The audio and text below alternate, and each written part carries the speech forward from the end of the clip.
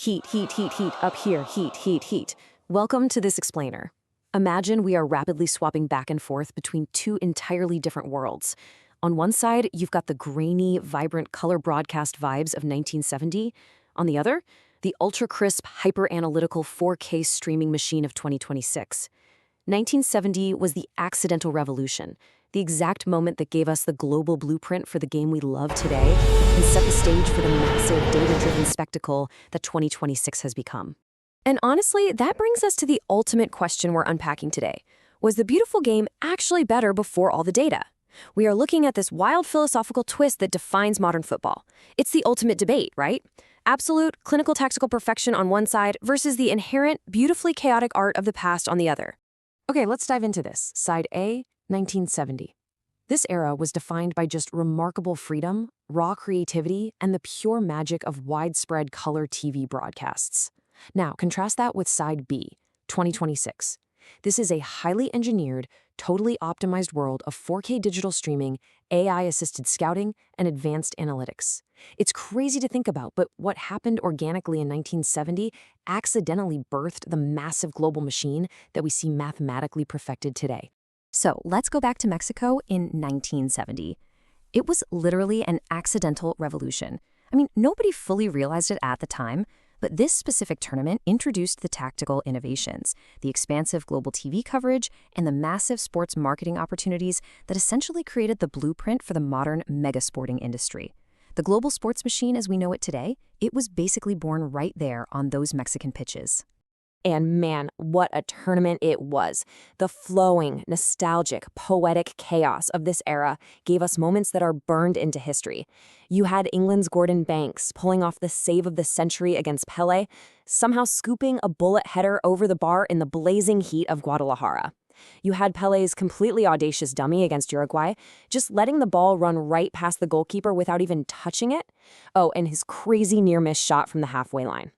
Then there was the game of the century, Italy beating West Germany 4-3 in a frantic semifinal that literally left players collapsing from sheer exhaustion. We had Jairzinho setting a record by scoring in every single match.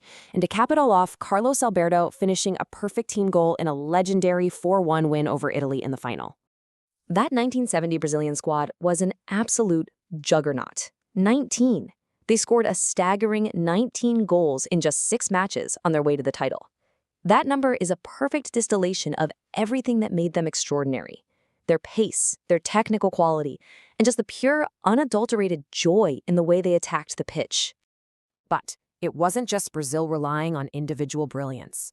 Look at West Germany's legendary striker, Gerrit Müller. He netted a prolific 10 goals in that 1970 tournament alone to win the Golden Boot. This was an era where individual flair and sheer, uncalculated goal-scoring instinct reigned absolutely supreme. Now, what's really interesting about this is why that legendary 1970 Brazil squad is still frequently cited as the most beautiful side in football history. It comes down to this: remarkable freedom and creativity. They weren't slaves to strict data, they weren't staring at heat maps or algorithms. Their play relied heavily on artistic expression, unpredictable creativity, and pure instinct. And this creative freedom birthed something entirely new for the sport: the global superstar. Because of the way they played, combined with this new era of broadcasting, players like Pelé, Jairzinho, and Tostone became recognizable worldwide by their first names alone. Very few athletes in history have ever achieved that kind of fame, where just your first name is instantly understood across completely different languages and continents. We seriously cannot overstate the impact of the broadcast itself here. 1970 changed television forever. It was the first World Cup widely broadcast in color. For millions of viewers around the globe, this was literally their first time seeing those iconic, vibrant yellow Brazilian shirts popping against the bright green pitches. That visual brilliance, that sensory overload, it helped turn football into a truly global television product. But look at where we are now. The game has undeniably changed. In 1970, we had 16 teams and 1 champion. Fast forward to 2026, and we are looking at a sprawling, hyper-engineered machine. 48 teams, a staggering 1,248 players, getting that call every athlete dreams of. The romanticism of the past has been completely replaced by the calculating precision of the future. And this brilliantly illustrates our modern era's absolute obsession: optimization. Today's tactical systems are built on total scientific precision. The emphasis has shifted entirely away from purely creative individual flair toward measurable efficiency. Every pass, every run, every touch is analyzed by machine learning models to maximize win probability. The sport has moved from a spontaneous art form to a highly regulated, data-driven science.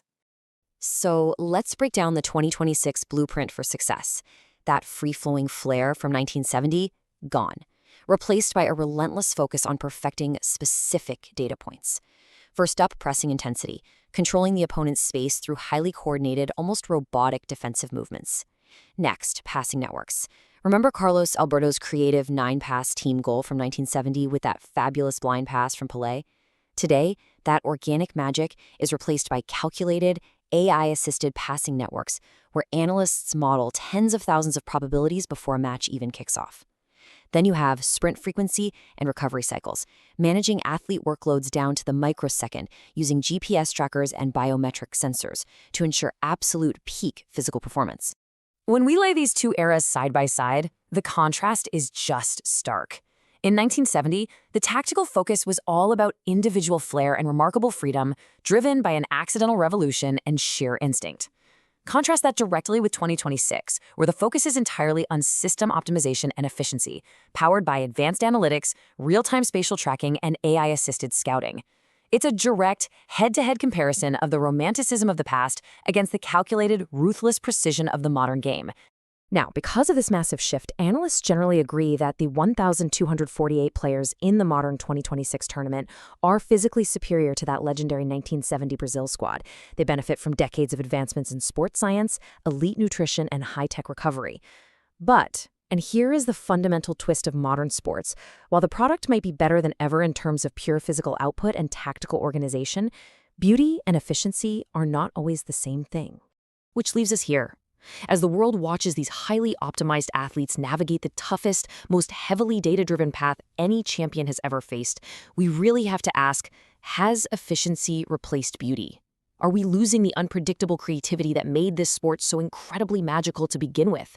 I want you to really think about which era you truly prefer. Thanks for joining me for this explainer, and keep questioning the beautiful game.